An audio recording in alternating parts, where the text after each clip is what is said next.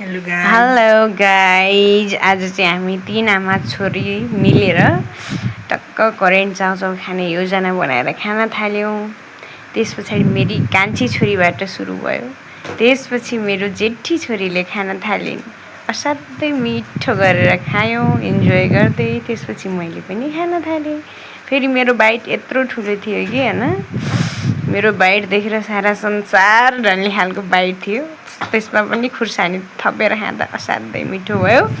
र हामीले चाहिँ अन्डा पनि खाने प्लान बनाएका थियौँ, तर हाम्रो साउन्डको कारण चाहिँ हामीले अन्डा खान सफल भएनौँ।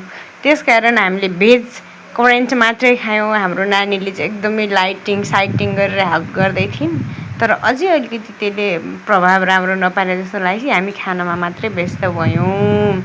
लगभग सकिन आँट्यो। हामीले इन्जोय गरेर खायौँ। हजुरहरूले पनि लाग्छ यस्तै इन्जोय गरेर खानुहुन्छ होला। त्यसपछि हामी मस्त आफ्नो पारामा खाइभ्याएर बस्यौँ। यति नै आजलाई।